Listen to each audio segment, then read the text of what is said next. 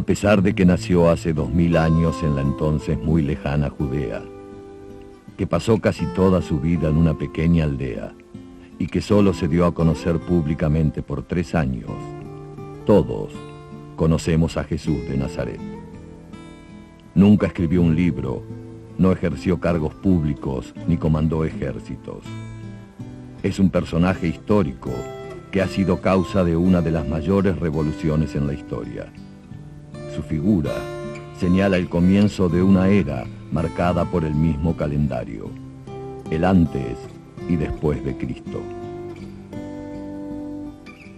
Los cristianos lo adoran como hijo de Dios.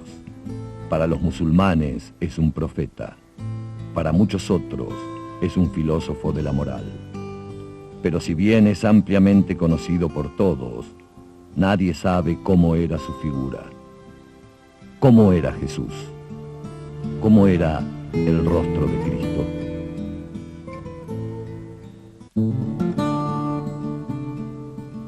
En este programa veremos qué respuesta puede dar hoy la ciencia y otras disciplinas a esta incógnita.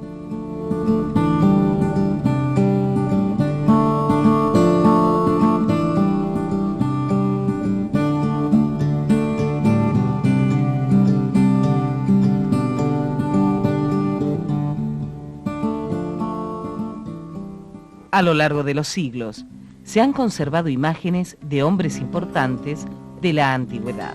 Los vemos en bustos de mármol, grabados en cerámica, monedas y pinturas. Pero entonces, ¿por qué no existen imágenes de Jesús?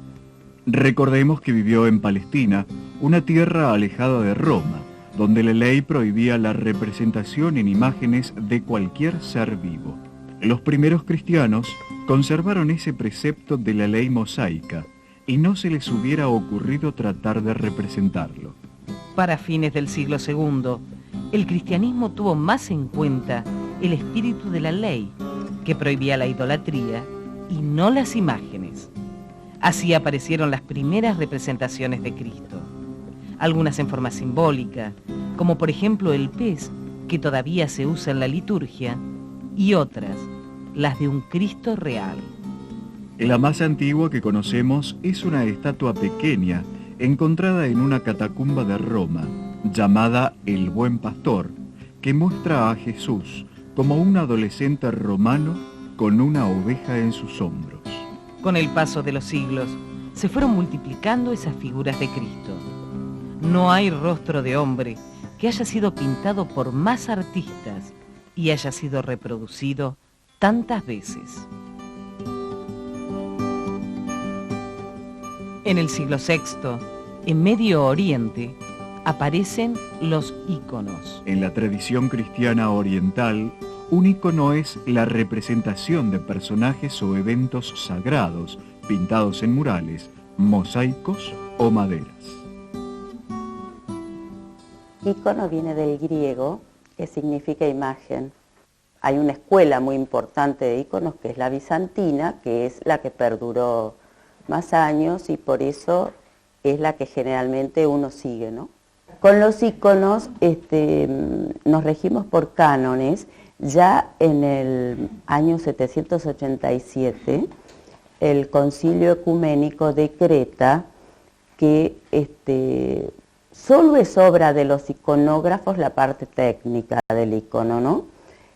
Lo demás está regido por estos cánones, que en resumidas cuentas es la tradición a la que nos tenemos que ajustar. Tenemos que movernos dentro de la tradición.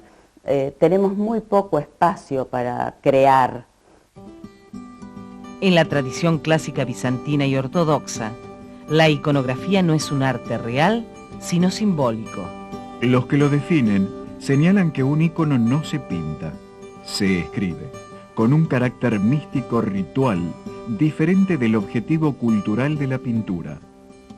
La parte de arriba es la más luminosa, porque esto nos indica que la luz viene de lo alto, ¿no es cierto?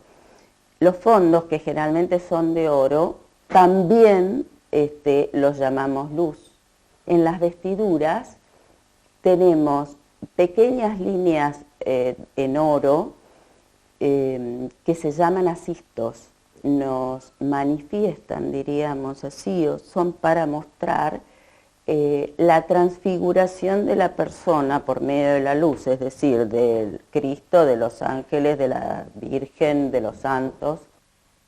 A veces este nimbo sale del arca para significar, ¿no es cierto?, que la figura está, el ícono, la del Pantocrátor en este caso, está más allá.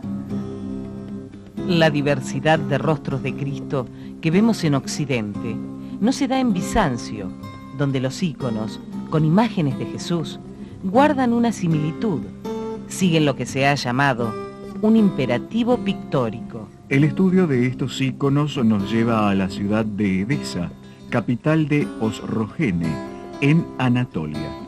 La ciudad todavía existe, se llama Urfa y se encuentra en Turquía. Según refieren los historiadores, en el año 525 aparece, en forma casual, una tela que había estado oculta en un nicho de la muralla de Edesa. La tela, conocida con el nombre de mandilión, tenía una imagen de Jesucristo que llamaban aqueiropoietos, que quiere decir no hecha por mano de hombre. El mandilión, que era expuesto ante los fieles, mostraba el rostro de Cristo rodeado por un marco de oro y plata. La tradición de la Verónica se refiere a una mujer que, estando en Jerusalén, cuando Jesús iba subiendo al Calvario con la cruz a cuestas, viéndolo cubierto el rostro de sangre, se condolió y se atrevió a aplicarle su pañuelo, su velo, sobre el rostro. Esto no consta en el Evangelio, pero es una tradición piadosa muy vieja. De ahí, muy probablemente, se originan todas esas Verónicas que hay en Europa, que hay muchas, y en distintos lugares. Las hay en Italia, en Alemania, en España. Esas imágenes de Verónica, por lo menos tienen el nombre de la Verónica. Probablemente la imagen que contienen tiene mucho que ver con la sábana de Turín. Algunos historiadores estiman que la sábana con que José de Arimatea envolvió el cuerpo de Jesús al darle sepultura permaneció en Jerusalén en poder de sus discípulos algún tiempo.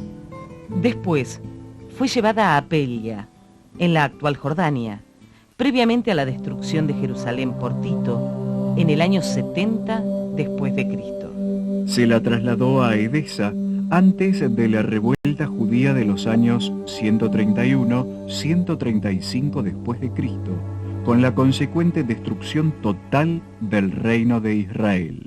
En Edesa, el rey Abgar Manú acogió a los cristianos, adoptó su religión, y así fue como Osrogén se convirtió en el primer reino cristiano. En el año 639, Edesa cayó en poder de los persas. El mandilión era tan importante para el emperador de Oriente, Constantino VII, que en el año 943 envió un ejército al mando de su mejor general para rescatarlo de manos del Islam. Lo consiguió sin luchar, mediante una negociación. La ciudad sería respetada. Se le daría a Edesa garantía de inmunidad perpetua de ataque por parte del emperador. Se le concederían 10.000 escudos de plata y se pondría en libertad a 200 muslines de alta alcurnia que retenía el emperador como prisioneros. La única condición era la entrega del mandilión. Fue recibido en Constantinopla con gran esplendor. Era venerado en la Basílica de Santa Sofía, que hoy es una mezquita. Se estableció el 16 de agosto como la fiesta de la traslación de Edesa a Constantinopla. Hay muchos registros que documentan la presencia del mandilión en Constantinopla. Uno de ellos es la visita de Luis VII, rey de Francia, en el momento en que veneró la reliquia.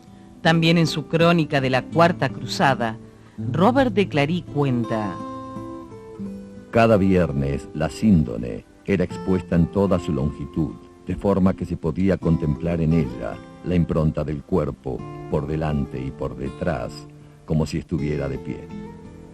Pero nadie sabe qué ha sido de la tela después que fue saqueada la ciudad. En el año 1204, durante la Cuarta Cruzada, franceses y venecianos tomaron y saquearon la ciudad de Constantinopla. Existe un códice del año 1205 en el que un descendiente del último emperador bizantino presentó una súplica al Papa Inocencio III. El año pasado, en el mes de abril, con el falso pretexto de liberar Tierra Santa, el ejército cruzado vino a devastar la ciudad de Constantino. A la hora de repartirse el botín, los franceses se llevaron las reliquias de los santos, de las cuales la más sagrada es el lienzo en que nuestro Señor Jesucristo fue envuelto después de su muerte.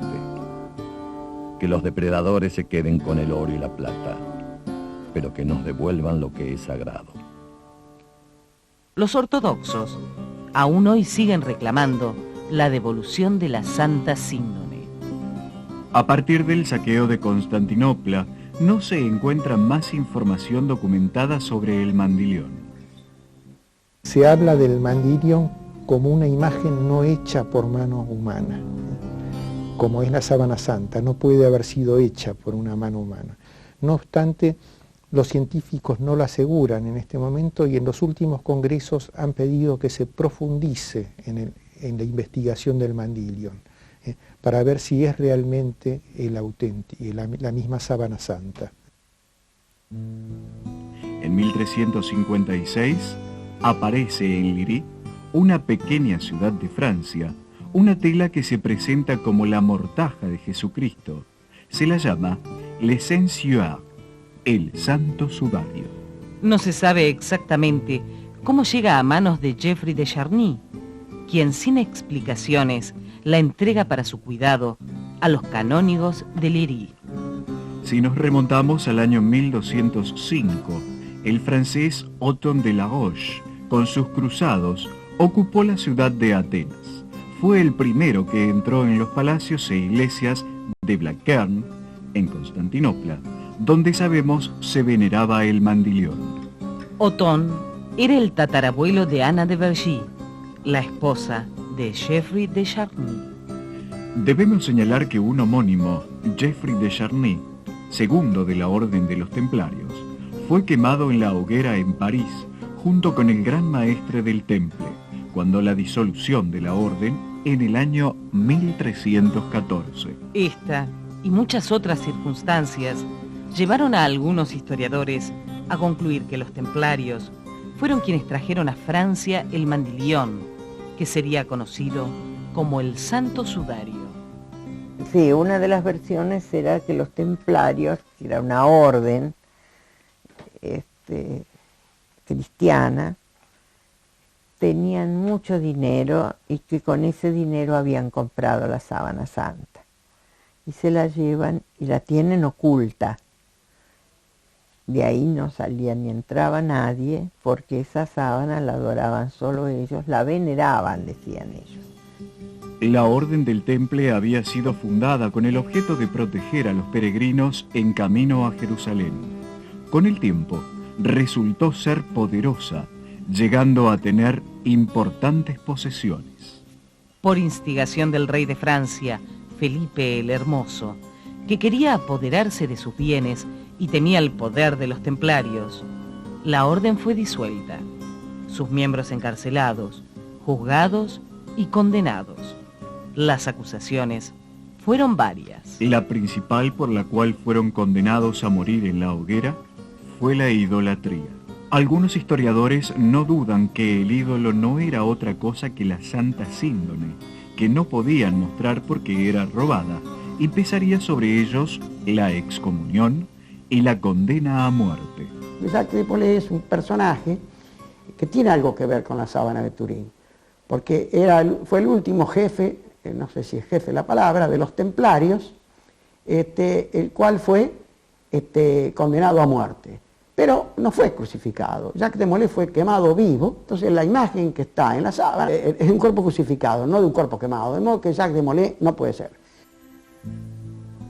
Así es como en Léry, en el año 1356, comienza la historia documentada de la Sábana Santa de Turín. En 1453 pasa a formar parte de las posesiones de la familia de Saboya, ancestros del rey Humberto. Ellos consideraban que aunque perdiesen todo lo que tenían, teniendo la sábana, nada les iba a pasar, nada grave les iba a pasar.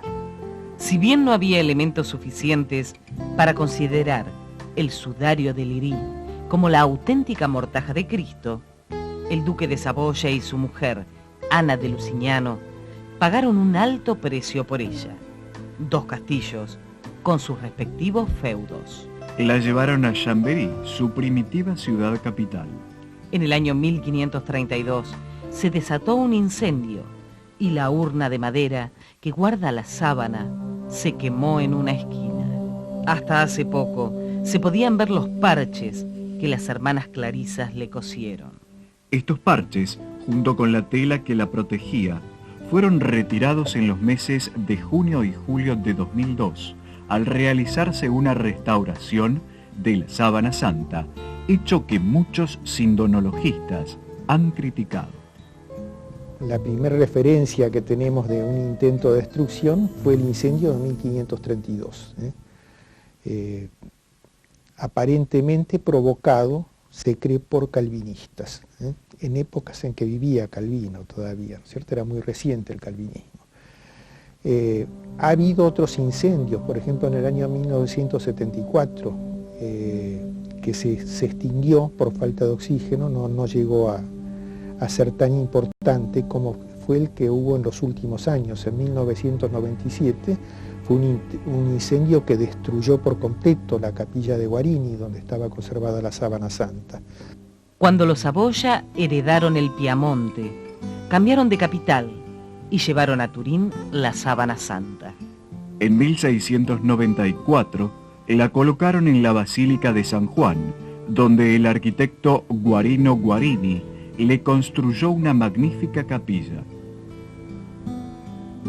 San Carlos Borromeo había hecho una promesa de que si cesaba una peste, o cuando cesara la peste que asolaba Milán, él iba a ir caminando a venerar la sábana a Chambéry, donde estaba. Naturalmente era invierno y en esa época tenía que ir caminando. Entonces el duque de Saboya aprovechó la oportunidad para acortarle la peregrinación al futuro San Carlos Borromeo y llevó la sábana a Turín para acortar la mitad del camino. Cuando la sábana llegó a Turín, nunca más la regresaron a Chambéry.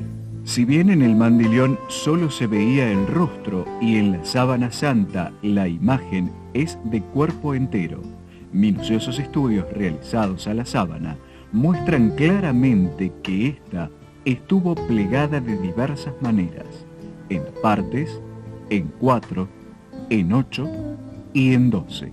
Esto se debe a que los tejidos de lino conservan indefinidamente trazas de los dobleces a los que han sido sometidos. Es muy posible que haya sido la Sábana Santa doblada en 8 para que se viera solamente el rostro.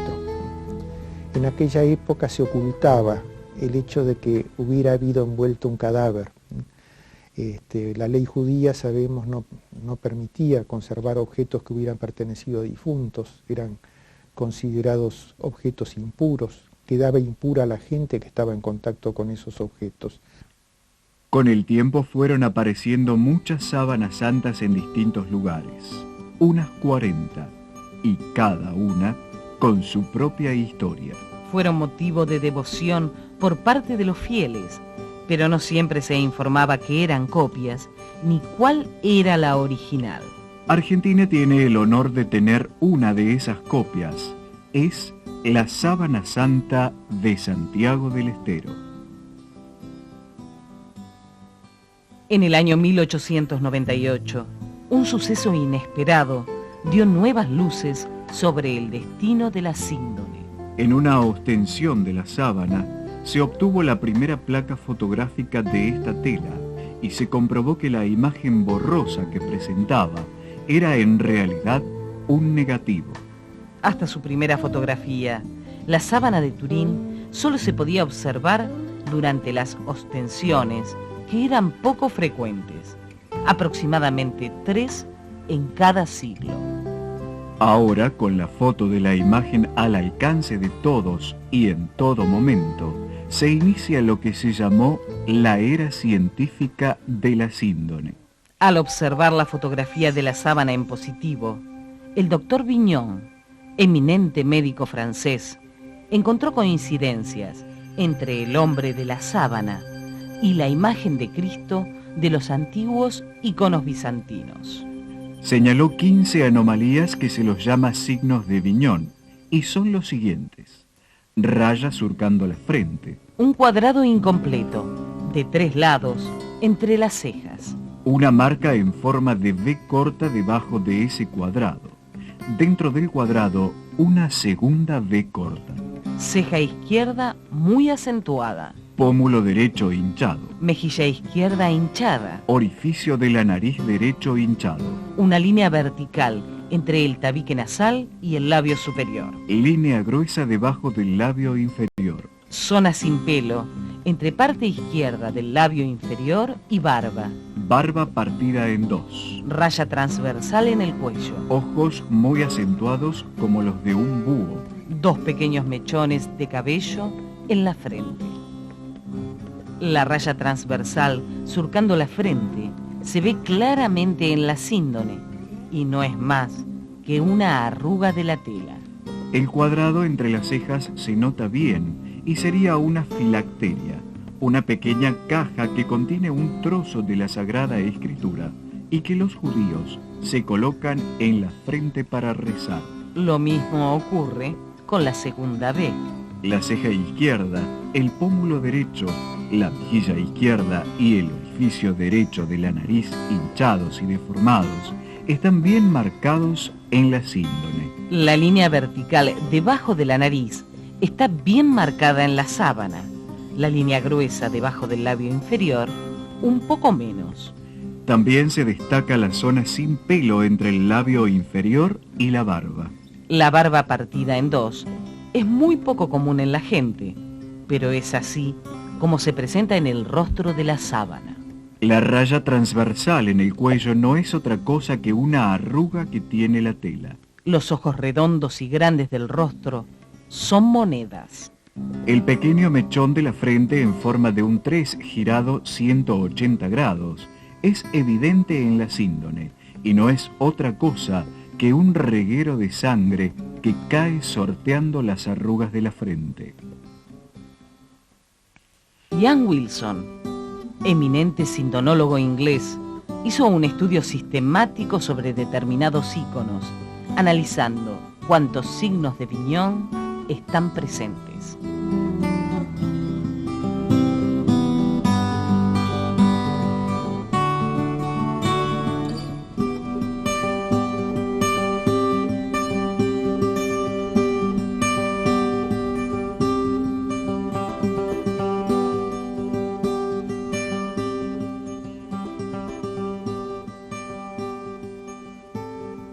Esta congruencia de anomalías entre la síndone y los íconos podría demostrar que estos tienen su origen en la propia sábana santa y que el mandilión, que sirvió de modelo para estos íconos y que desapareció después de la Cuarta Cruzada, es la misma síndone. El rostro que presenta la sábana santa, ¿puede llegar a ser el verdadero rostro de Jesús? ¿Fue la sábana santa su mortaja? El primero que estudió la sábana santa desde un punto de vista científico fue el doctor Yves Delage, profesor de anatomía comparada en la Sorbona y director del Museo de Historia Natural de París. Hace un siglo, el 21 de abril de 1902, presentó su estudio refiriéndose a la fotografía de la sábana a la Academia de Ciencias de Francia. Su conclusión fue que la sábana de Turín era la mortaja de Cristo. Escuchemos sus palabras. La imagen es de un realismo extremo, impecable, sin una falla, sin un olvido. No tiene imperfecciones, como las tiene la tradición. No cede nada a la esquematización ni a la invención. Es imposible que sea la obra de un falsario, porque ningún falsario se habría preocupado de realizar una belleza que no se vería en su obra, sino por la inversión de los datos de la luz, que solamente se podrían observar mucho más tarde. Él trabajaría para sus contemporáneos y no para el siglo XX y la Academia de Ciencias. Al no haber pigmentos conocidos sobre la tela, no es una pintura, es un negativo fotográfico de un hombre de cuya identidad no hay duda. Un crucificado que ha sido flagelado, lanceado en el costado y coronado de espinas. Delage, que era agnóstico, fue expulsado de la Academia. Si en lugar de Cristo se hubiera tratado de alguna persona como Sargón, Aquiles o uno de los faraones, nadie habría hecho objeción alguna. He sido fiel al verdadero espíritu científico al tratar esta cuestión, teniendo en cuenta solamente la verdad. ¿Qué fue lo que vio Delage, que ha sido visto por cientos de científicos en estudios posteriores? Lo que vieron fue la correspondencia exacta entre lo que muestra la sábana santa y la historia de la pasión y muerte de Jesús, relatada en el Evangelio. La sábana santa completa la descripción de los evangelios. No porque ellos sean incompletos, sino que lo que quiero decir, no hacía falta describir cómo fue crucificado, porque la gente de aquella época sabía cómo eran las crucifixiones. No hacía falta describir la flagelación, porque era conocida en aquella época. Los evangelistas seguramente escribieron los evangelios para gente de esa época, pero no pensaban que 2000 años después iba a ser la sábana santa un testimonio tan importante que pudiera completar esa información, ¿no? Es decir, ellos hacen una información para gente de la época, y hoy la sábana santa puede completar esa descripción. La sábana presenta las imágenes anterior y dorsal de un cuerpo humano, de 1,80 m de estatura. También vemos manchas que científicamente se comprobó. Son manchas de sangre humana. Y corresponden a sangre del grupo AB, que es un grupo poco frecuente en general en el mundo, pero en particular con una distribución bastante restringida a la zona justamente de Medio Oriente. Según parece, hay alto porcentaje de hebreos del Yemen o inclusive también libaneses que tienen el grupo de sangre AB. En la imagen se observan claramente todas las heridas infligidas a Jesús en la pasión. Una perforación en la muñeca izquierda, perforaciones en los pies.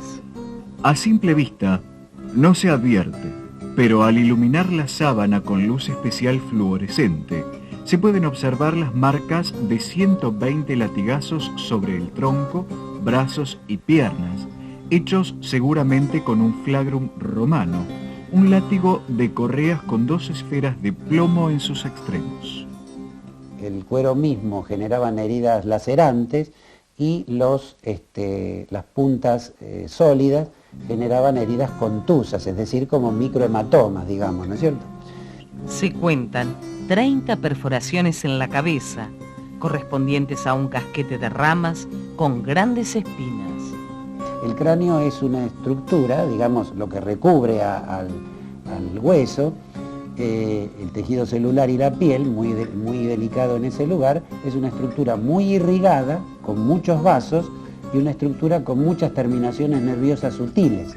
Entonces es terriblemente doloroso las heridas de esa índole que se puedan generar. Una herida en el costado derecho, propinada seguramente por una lanza. Heridas en las rodillas, producidas por caídas, marcas en la espalda y hombro derecho, consecuencia de haber cargado probablemente un madero rugoso y muy pesado. A todas estas heridas las acompañan las correspondientes manchas de sangre. Ya antes de ser subido a la cruz, seguramente esta persona, aunque no hubiera sido crucificado, hubiera muerto probablemente poco tiempo después. Los regueros que corren por los brazos, provenientes de los clavos en las muñecas, han permitido a los científicos conocer los movimientos que debió realizar el crucificado para poder respirar.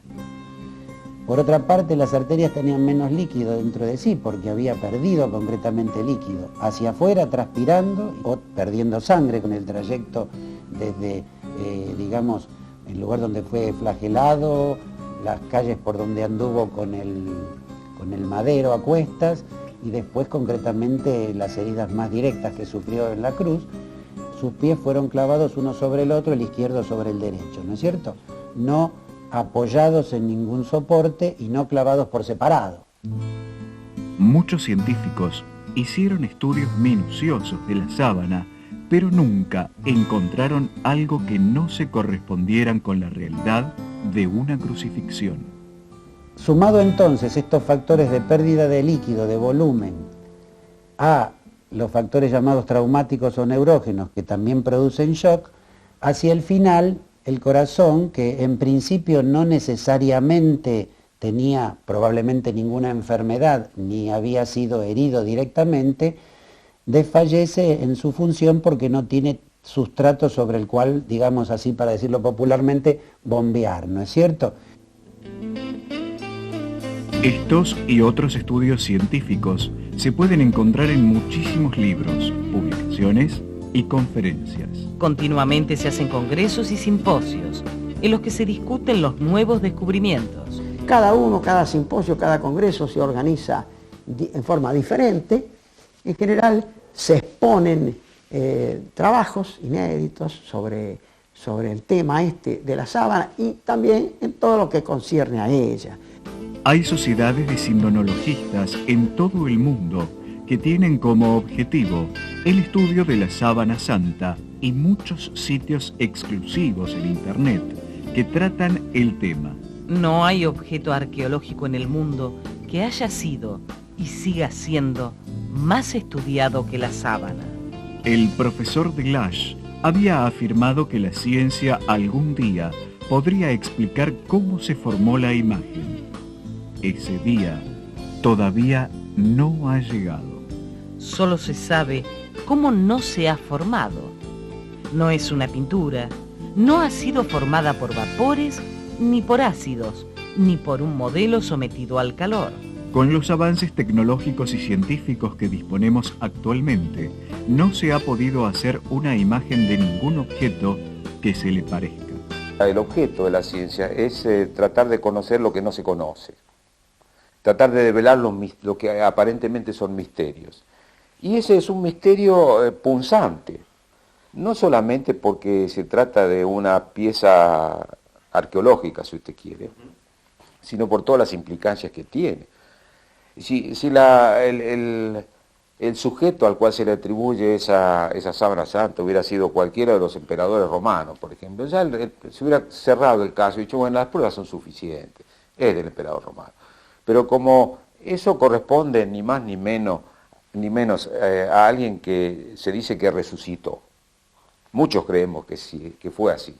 Entonces la controversia sigue y yo pienso que la ciencia no debiera cesar en su esfuerzo de encontrar alguna manera por la cual esa imagen fue transferida. La tela es un tejido de lino muy primitivo. El torcido del hilado, realizado al revés de los europeos, es propio de la zona de Israel, Palestina y Siria. Fue tejido en un telar rústico, en el que se debió tejer también telas de algodón, porque entre las fibras del lino se encontraron algunas fibras de algodón. Este dato es importante porque el algodón originario de Oriente no se conoció en Europa hasta muy tarde en la Edad Media. Las medidas de la sábana son 4 metros 35 centímetros de largo, por 1 metro 10 centímetros de ancho. Al estudiarse las medidas usadas en Judea en el siglo I, se comprueba que las dimensiones con que se confeccionó la síndone fueron de 8 por 2 cúbits, antiguos codos hebreos. Cabe destacar que en la restauración realizada en el año 2002, la tela ha sido estirada para eliminar arrugas y se ha alargado unos 4 centímetros, aunque no se sabe si volverá a encogerse. Es una tela de primerísima calidad que ha durado ya 2000 años. En el caso de la sábana santa, en los textos en griego, se nos habla de que el cuerpo estaba envuelto en una sábana, no en vendas. Y sin embargo el Evangelio que hoy leemos nos habla de vendas tiradas por el suelo. La doctora Rebecca Jackson, una autoridad en antigua cultura hebrea, señaló que si la síndone es la mortaja de Cristo, es posible que este lienzo perteneciera al templo. Según los evangelios, José de Arimatea le pidió a Pilato le entregara el cuerpo de Jesús. Compró una sábana y lo envolvió en ella. Como José era miembro del Sanedrín, es posible que mandara a buscar el lienzo al depósito de vestiduras del templo, destinadas al sumo sacerdote. La síndone reúne las características de la capa que ordena el Antiguo Testamento para el sumo sacerdote. Un manto de lino blanco, sin mangas, que debía cubrir el cuerpo por delante y por detrás. Se debía ceñir con un cinturón de igual tela. Es posible que este cinturón fuera la banda lateral, cortada y vuelta a coser de la síndone. José de Arimatea dispuso usar esa tela como mortaja de Jesús, porque para él, Jesús era el sumo sacerdote. Hay muchas otras coincidencias entre la sábana santa y Jesús de Nazaret, con su historia, el lugar donde vivió y su tiempo. Los gránulos de polen son el componente masculino de las flores. Son microscópicos, tienen una doble capa protectora que los hacen prácticamente indestructibles. Cada especie vegetal tiene un polen determinado y diferente. Se adhieren a las telas y difícilmente se sueltan. De modo que al analizar con los métodos adecuados una tela, se puede saber con exactitud con qué plantas estuvo en contacto, especialmente si estuvo expuesta en épocas de floración. El inventor de esta ciencia, llamada palinología, fue el profesor de criminología suizo, Dr. Max Frei Sulzer. Él personalmente investigó los distintos tipos de polen de la síndone.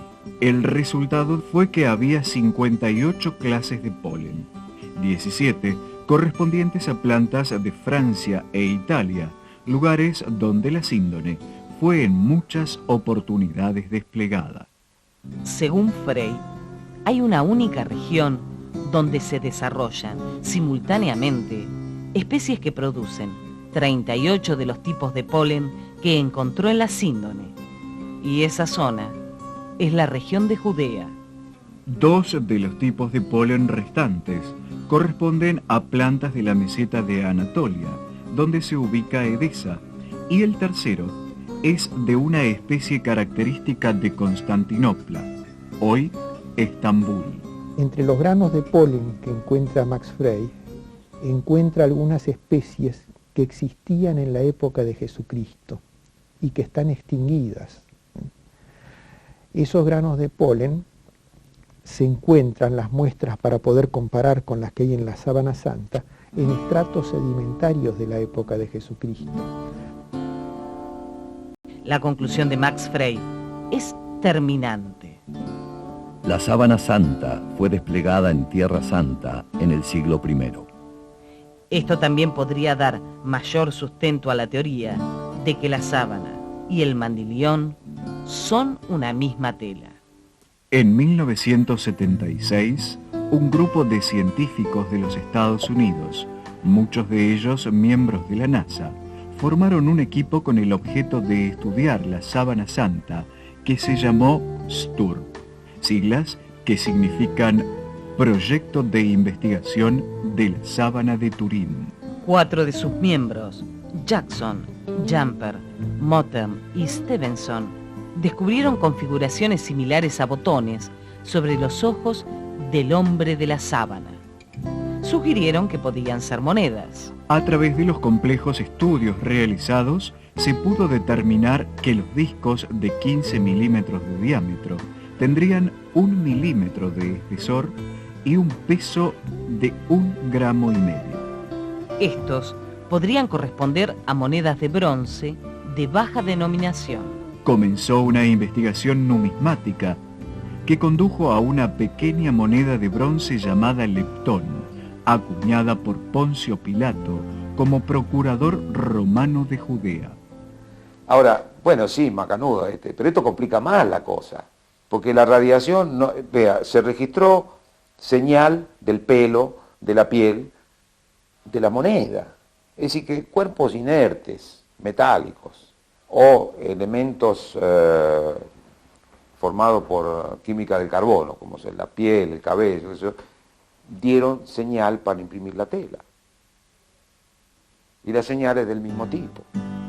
Es muy difícil, muy difícil. En los catálogos numismáticos y en las monedas encontradas, iguales a las de la síndone, se observa que en el reverso consta el año de acuñación, año 16º del Imperio de Tiberio, es decir, los años 29, 30 después de Cristo de nuestro calendario. Uno de los investigadores hurgó en una biblioteca y encontró en un Jewish Quarterly Review, que es una publicación judía de 1890 y pico, una descripción acerca de que se ponía sobre los cadáveres o monedas o fragmentos de cerámico antes de conducirlos a su lugar de descanso, para que el muerto no supiera a dónde lo llevaban. Y esta costumbre perduró más o menos hasta los años 70 de nuestra era. A partir de entonces más o menos se dejó de usar.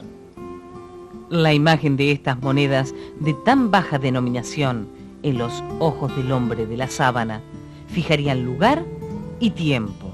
Jerusalén, siglo I. En el año 1988 se sometió a la sábana a una datación mediante el método del carbono 14. El análisis fue realizado por 3 prestigiosos laboratorios y el resultado publicado fue que la tela había sido tejida en la Edad Media, entre los años 1260 y 1390. Según este análisis, la síndone no podía ser la sábana sepulcral de Cristo, contradiciendo otros estudios que aseguraban que la sábana es del siglo I. ¿Cómo es la datación del carbono 14? ¿Cuáles son sus implicancias y sus limitaciones? El átomo de carbono es uno de los elementos constituyentes de las moléculas que forman las células de la materia viviente. El núcleo del átomo de carbono contiene 6 protones y 6 neutrones y se lo llama carbono 12.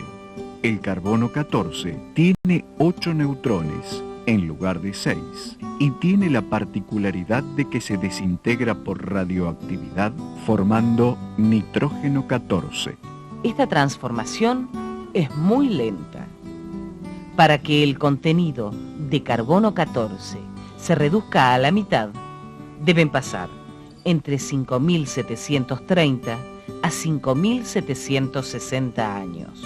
En el dióxido de carbono que contiene el aire, hay un 98,89% de carbono 12, un 1,11% de carbono 13 y solamente una parte en 1 billón de carbono 14. Esta ínfima parte permite calcular el tiempo de existencia de cualquier sustancia que haya tenido vida. Es decir, su ciclo de transferencia con la atmósfera terminó cuando la planta se cortó, cuando la madera se cortó, cuando el fósil se enterró, digamos así. Entonces viene el proceso de decaimiento del carbono. ¿Me explico? Y si usted compara cuánto le queda, cuánto hay con respecto a la atmósfera siempre mantiene más o menos el mismo nivel de carbono 14, pero la muestra no, porque en la muestra parte del carbono pasó a nitrógeno y no pudo restituir el equilibrio que había en la atmósfera, porque se desvinculó del proceso de intercambio con la atmósfera. Midiendo el contenido residual de carbono 14 de cualquier sustancia que haya tenido vida, se puede calcular su antigüedad. Por ejemplo, la de una tela de lino, que es el caso de la síndone. No se podía disponer de la cantidad de muestra necesaria para hacerlo por el método clásico, es decir, quemando una cantidad importante. Cuando se logró poder hacerlo con unos pocos hilos, o con una cantidad de muestras muy pequeña, entonces se dio a 3 laboratorios diferentes. Por otro lado, se debe considerar la muestra en sí misma, ya que es necesario que la pieza a analizar no haya sufrido ninguna alteración a través del tiempo por agentes que hayan podido modificar la cantidad de carbono 14 que contenía. Hay muchos casos conocidos realizados según este método, donde se cometieron groseros errores de datación. Entre los más clásicos, podríamos nombrar una piel de mamut, con una edad verificada de 5.600 años, que fue datada en 26.000 años. Rocas del Terciario y del Precámbrico resultaron 7 veces más antiguas que la Tierra, y una foca recién muerta acusó con el carbono 14 la edad de 1.300 años. El método no deja, pese a errores, de ser un extraordinario instrumento al servicio de la ciencia, pero sus resultados deben usarse con prudencia. Especialistas de la materia lo sintetizan así. Cuando las dataciones con carbono 14 son discordantes con otros datos, raramente son publicadas. El director del Museo Británico, el Dr. Michael Tait, coordinador de los estudios del carbono 14, reconoció públicamente que él nunca había dicho que la sábana fuera un fraude. Todo esto hizo que la datación hecha con este método perdiera credibilidad y que muchos la hayan calificado de nula. De todas maneras, este método es un verdadero logro de la ciencia. Su inventor, el Dr. Willard Libby, mereció por este descubrimiento el Premio Nobel de Química de 1969. Cuando el científico fue consultado sobre la posibilidad de medir la antigüedad de la sábana de Turín, este desaconsejó su aplicación, porque la pieza, por el manipuleo al que estuvo expuesta, probablemente tuviera alterado su contenido del radioisótopo. Algunos científicos observaron que algunas alteraciones sufridas por la tela en su larga historia podrían haber hecho variar su contenido de carbono 14 y, en consecuencia, la datación podría ser errónea. El incendio de la sábana de 1532 en Chambéry podría haber modificado la proporción de carbono 14. La temperatura llegó a fundir la plata de la caja y algunas gotas del metal derretido cayeron sobre la tela plegada, atravesándola y produciendo las quemaduras que hasta ahora estuvieron tapadas por la característica doble línea de parches. El humo, producto de la combustión de la madera y seda, mezclado con el vapor del agua que se usó para apagar el incendio, podrían haber incorporado nuevo carbono 14 a la sábana, falseando así su datación. En el año 1996, el doctor Dmitry Kuznetsov, bioquímico, ganador del Premio Lenin de Ciencias, realizó un experimento estudiando las causas que pudieron falsear la datación. Sometió a una tela del siglo I, datada correctamente con carbono 14 por uno de los laboratorios que analizó la síndone, a la reproducción de un incendio como el que sufrió la sábana en Chambéry. Al hacerse una segunda datación, se le atribuyó al lienzo 1000 años menos. El doctor Leoncio Garza Valdés, de la Universidad de Texas, descubrió en lienzos antiguos, mal conservados, una capa bioplástica que envuelve a las fibras y que es formada por la acción simultánea de hongos y bacterias. Garza analizó en 1993 unas fibras de la sábana de Turín y comprobó esta contaminación. Al estar la síndone recubierta por esa película bioplástica, los resultados de la datación quedaron alterados en más de 1000 años. El Simposio de París de 1989 desautorizó la datación con el carbono 14 de 1988, mostrando lo erróneo de los resultados, documentando que no había falsedad en la síndone. El Simposio Internacional de Roma de 1993 reunió a los más calificados científicos y estudiosos del tema que establecieron la autenticidad de la síndone. Como dijo uno de ellos: una falsificación implica un falsificador, un motivo y una técnica. La sábana existe y la imagen que contiene requiere a alguien o algo que la haya generado. Un pintor o artista no pudo ser el generador. Vamos a repasar las dificultades que hubiera tenido ese falsificador que hubiera querido hacer la sábana. En primer lugar, este hombre tendría que haberse conseguido una tela, que tiene que ser una tela de lino, de un tejido muy rústico, tejida en un telar arcaico. Tendría que haberse tomado el trabajo de pasearla por Jerusalén, por el Mar Muerto, por Edesa, por Constantinopla, para que en época de floración recogiera polen de las flores. Esa imagen tiene la característica de un negativo fotográfico. En consecuencia, eso pensando en la Edad Media, donde no tenían ni el concepto de un negativo fotográfico, pero es así. Y además de eso, tenía que tener lo que le llamamos ahora la tridimensionalidad, la imagen en 3 dimensiones, que no lo tiene ninguna fotografía ni ningún cuadro, lo tiene la sábana. Además, tenía que haber tomado la precaución de conseguirse dos leptones, 2 moneditas acuñadas por Poncio Pilato, que hubiera sido muy difícil en la Edad Media hacerla, para ponerla sobre los ojos y hacer que esas moneditas se transfirieran su imagen a la tela, cosa que tampoco se sabe cómo se podría hacer con todos los avances de la técnica.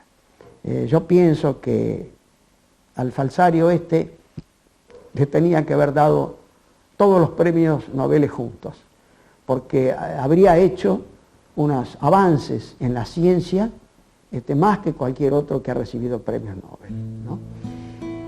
En 1978, los expertos del STURP, proyecto de investigación de la sábana de Turín, efectuaron un estudio e investigación de la sábana santa de 120 horas.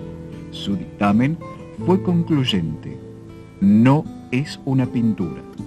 Hoy, a pesar de los avances tecnológicos, todavía es imposible reproducir la impronta, ni siquiera una porción de ella.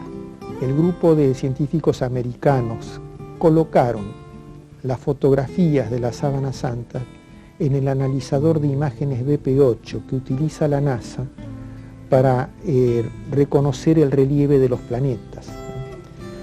Colocando la sábana santa aparece también en forma tridimensional. Por supuesto que previamente hay que cargar a la computadora de ese analizador de imágenes algunos detalles de distancia entre el lienzo y el cuerpo. Hay partes donde pasa como un puente y partes donde apoya directamente. Y teniendo el analizador esos datos, determina que la imagen es tridimensional. Eso significa que la luminosidad de cada uno de los millones de puntos que componen la imagen tiene una relación con el relieve del cuerpo y con la distancia entre el cuerpo y el lienzo. Eso no lo podrían haber hecho hace 700 años. Los estudios científicos que hemos visto muestran la correspondencia exacta entre el Evangelio y la pasión y muerte de Jesús, desde la impronta hasta las manchas de sangre de la sábana. El doctor Barbet, un renombrado cirujano francés, destacó: este sudario amortajó durante algunas horas un cadáver cubierto de llagas. Hasta ahora, nadie ha podido explicarnos cómo pudo ser retirado de allí, quedando intactas y hermosas tanto la impronta del cuerpo como las huellas de sus sangrados. Nadie lograría hacerlo con el cadáver de otro sin estropearlas.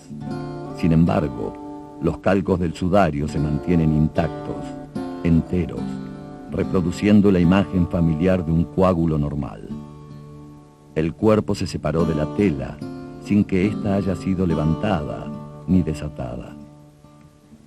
Los milagros no obran a través de leyes desconocidas.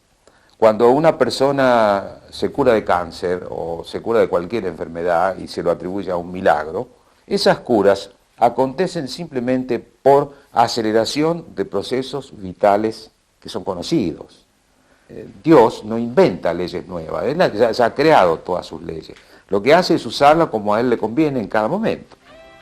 Esa imagen borrosa y confusa que los hombres vieron durante 19 siglos, ahora, mediante nuevas técnicas, la podemos ver nítida y definida. En esta pintura vemos el rostro de Cristo realizado por el pintor armenio Agenian, usando la sábana como modelo. No se conoce ningún otro lienzo funerario en la historia de la humanidad en que hayan quedado grabadas las imágenes de esta forma. De modo que yo no tengo duda, esta la ha querido dejar Jesucristo para ayudar a mucha gente que como Santo Tomás tiene dificultades de fe. Cada vez son más las personas convencidas de que la síndone es el lienzo que envolvió el cuerpo de Cristo cuando fue sepultado. El que quiera probar que no es, bueno, que se siente acá y empiece a exponer pruebas, porque realmente no las hemos encontrado. No hay nada que pueda negar la posibilidad de que efectivamente lo sea. El hombre puede o no creer. Como dijo el Papa Juan Pablo II, lo que realmente cuenta para los creyentes es que la sábana santa es espejo del Evangelio. Todo hombre sensible se siente interiormente tocado y conmovido al contemplarlo. El hombre crucificado de la síndone es imagen del sufrimiento humano e invita al hombre moderno a interrogarse sobre el misterio del dolor para profundizar en sus causas.